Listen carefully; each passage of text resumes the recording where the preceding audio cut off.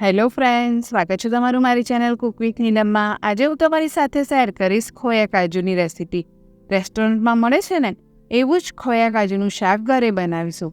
શાકનો test sweet હોય છે. મોળો માવો અને કાજુનો ઉપયોગ કરીને આ શાક બનાવવામાં આવે છે. તો ચાલો બનાવીશું.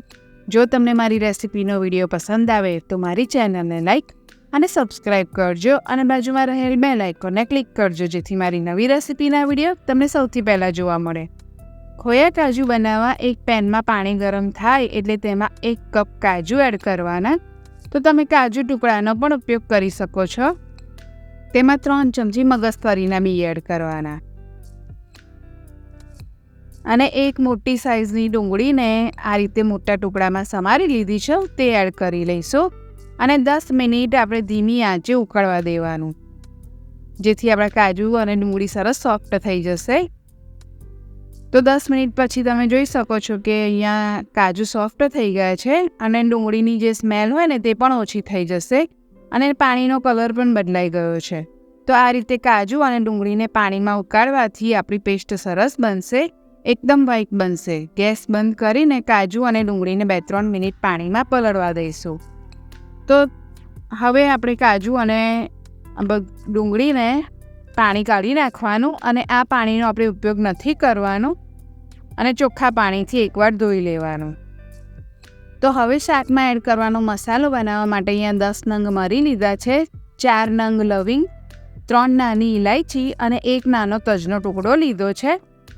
આ બધી જ વસ્તુને આપણે થોડું ગરમ થાય ત્યાં સુધી શેકી લઈશું અને ઠંડુ થયા પછી જ તેને પીસી લેવાનું. તો હવે તેને મિક્સર જારમાં એડ કરીને તેનો પાવડર કરી લેવાનો. તો આ રીતનો પાવડર તૈયાર થઈ જશે. તો હવે કાજુ, ડુંગળી અને મગજતરી જે ઉકાળેલા હતા ને તેને પણ આપણે મિક્સર જારમાં એડ કરી લેવાનું.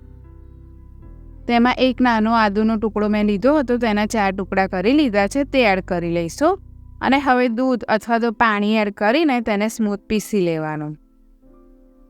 તો આ રીતે એકદમ સરસ સ્મૂથ અને વ્હાઈટ પેસ્ટ બનાવી લેવાની. તો પેસ્ટને બાઉલમાં કાઢી લઈશું. તો કાજુ અને ડુંગળીને ઉકાળ્યા હતા ને એટલે આટલી સરસ આપણી વ્હાઈટ પેસ્ટ બની ગઈ છે. હવે 5 ચમચી જેટલું ઘી એક પેનમાં એડ કરવાનું અને ધીમી આંચ રાખવાની અને તેમાં ઘી ગરમ થાય એટલે અડધો કપ કાજુ એડ કરી લેવાના અને તેને ફ્રાય કરી લેવાના. તો મેં કાજુના આ રીતે 2 ભાગ કરી લીધા છે અને ગોલ્ડન કલરના થાય ત્યાં સુધી આપણે તેને ફ્રાય કરી લઈશું. તો આ રીતના કલર ચેન્જ થઈ જાય એટલે તેને એક પ્લેટમાં કાઢી લઈશું. તો આ રીતે એને પ્લેટમાં કાઢી લેવાનું અને ગેસની આંચ આપણે ધીમી જ રાખીશું અને તેમાં આપણી આ જે બનાવીને હમણાં પેસ્ટ તે એડ કરી લેવાની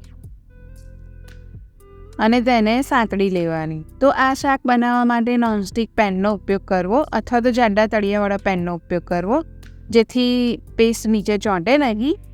તો આ રીતે પેસ્ટ કોરી પડી જાય, તેનું પાણી બળી જાય, બસ આટલી થવા દેવાની. હવે તેમાં આપણે મોળો માવો એડ કરી લઈશું.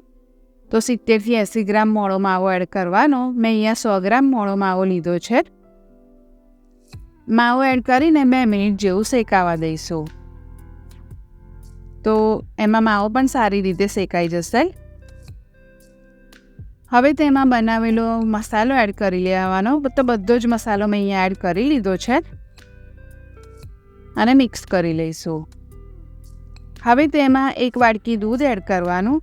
તો તમે દૂધના બદલે પાણીનો પણ ઉપયોગ કરી શકો છો અને દૂધને બરાબર મિક્સ કરી લેવાનું.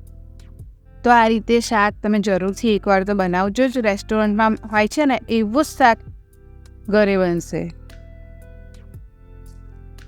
અને હવે બીજી વાડકી દૂધ એડ કરી લેવાનું.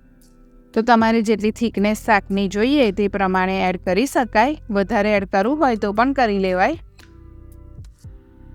મિક્સ કરી લઈશું અને હવે તેમાં 2 ચમચી ખાંડ એડ કરવાની.